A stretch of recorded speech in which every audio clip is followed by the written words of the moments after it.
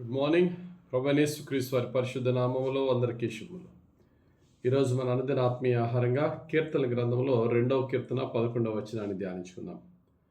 భయభక్తులు కలిగి యెహోవాను సేవించుడి, గడగడ వణుకుచు సంతోషించుడి.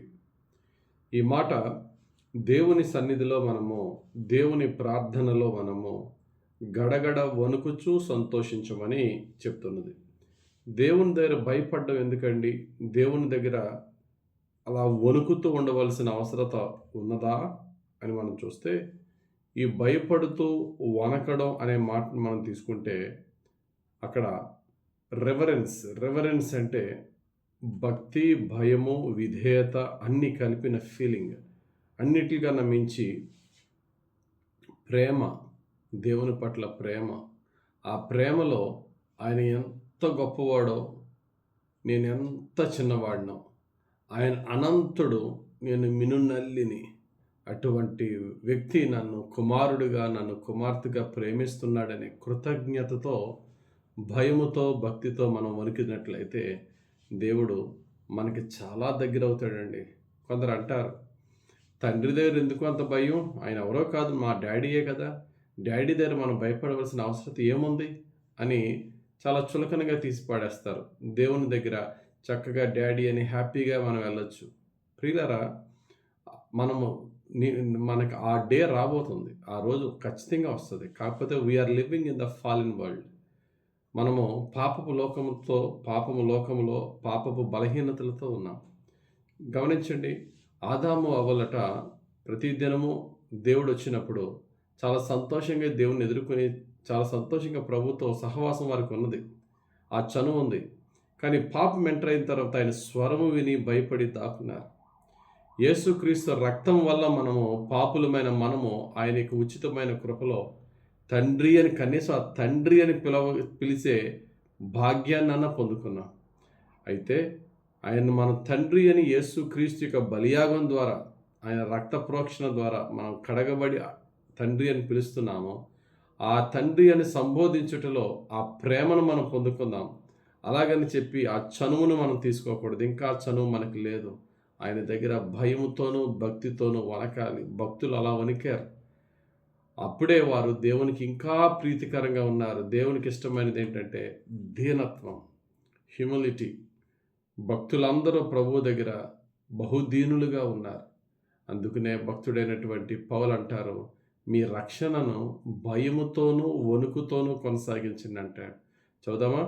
ఫిలిప్పీలకు రాసిన పత్రిక 2వ అధ్యాయం 12వ వచనంలో, కాగా నా ప్రియులారా, మీరెల్లప్పుడూ విధేయులై ఉన్న ప్రకారము నా ఎదుట ఉన్నప్పుడు మాత్రమే కాక మరి ఎక్కువగా నేను మీతో లేని ఈ కాలమందును భయముతోనూ వణుకుతోనూ మీ సొంత రక్షణను కొనసాగించుకొనుడి. భయముతోనూ వణుకుతోనూ. ఈరోజు బాగుండొచ్చు, మరో క్షణం, మరొక గంటలో మన థాట్స్ ఏమవుతాయో, మన చూపులు ఏమవుతాయో, మన క్రియలు ఏమవుతాయో మనకు తెలియదు. కనుక ఎప్పుడు కూడా దేవా, నువ్వే నన్ను రక్షించువాడవు, నా మీద నాకు నమ్మకం లేదయ్యా, నేను బలహీనురాలనయ్యా అని భయముతో వణుకుతో ఆయన పాదాల యొద్ద ప్రార్థనలో గడిపినప్పుడు దేవుని కృప మన మీద హెచ్చుగా ఉంటుంది. కీర్తనకాడు అంటాడు, 119వ కీర్తన 120వ వచనంలో, నీ భయము వలన నా శరీరము వణుకుచున్నది, నీ న్యాయ విధులకు నేను భయపడుచున్నాను. నీ వాక్యం ప్రభువా, నీ వాక్యం అంటే అంత రివరెన్స్ నాకుంది, భయముతో కూడిన భక్తి. ఇక్కడ భక్తుడు 119వ కీర్తన అంతా వాక్యం గురించి చెప్తున్నాడు. వాక్యాన్ని ప్రేమించిన అంత గొప్ప వ్యక్తి దేవుని సముఖంలో ఎలా ఉన్నాడట? వణుకుతూ ఉన్నాడట. కాబట్టి ప్రియులారా, మన వ్యక్తిగత జీవితంలో ఎప్పుడైతే మన ప్రార్థన దేవుని మీద సంపూర్ణంగా ఆధారపడుతూ, అయ్యా నీవే నా ఆధారం అని చెప్పి భయంతోనూ భక్తితోనూ ఒక గొప్ప కృతజ్ఞతతోనూ మనం ప్రార్థన ఇన్వాల్వ్ అయ్యి ప్రార్థన చేసినప్పుడు దేవుడు మనతో మాట్లాడతాడు. మనం క్యాజువల్గా ప్రార్థన చేసేసినప్పుడు దేవుని స్వరం మనం వెళ్ళాం, దేవుని యొక్క ఆలోచన మనకి రాదు.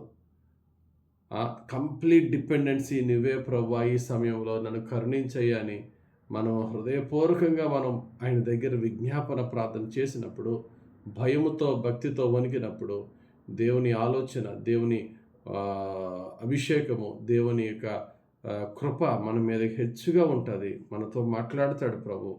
మనకి ఇంకా దగ్గర అవుతాడు. మన ద్వారా గొప్ప కార్యాలు చేస్తాడు. మనం ఎంత వణికి ఆయన పాదాల యొద్ద ఎంత తగ్గించుకుంటామో ఈ లోకంలో దేవుడు మనల్ని అంతగా హెచ్చిస్తాడు. కాబట్టి భయముతోనూ వణుకుతోనూ ప్రభు పాదాల యొద్ద నిత్యము గడిపి ప్రభు యొక్క కృపను పొందుకుందాం. దేవుడు తన పరిశుద్ధ వాక్యం మన జీవితంలో నెరవేర్చునుగాక.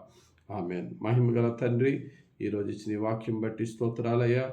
నీ పాదాల యొద్ద మా ప్రార్థన ఏదో మృక్కుబడిగా కాక భయముతో వణుకుతో మనసంతటితో ప్రార్థనలు చేస్తూ నీ యొక్క ఆత్మలోనైనా నీ గొప్ప కార్యాలని, నీ గొప్ప అభిషేకాన్ని పొందుకునే భాగ్యం మాకు దయచేయమని, అట్టి ప్రార్థనా జీవితము నైనా భయముతో వణుకుతో తండ్రి ప్రార్థించి నీ యొక్క సన్నిధిని, నీ ఆత్మను అనుభవించే జీవితం హెచ్చుగా మాకు దయచేయమని కృపగల దేవుడైన యేసుక్రీస్తు వారి పరిశుద్ధ నామంలో ప్రార్థించి వేడుకొనుచున్నాం తండ్రి.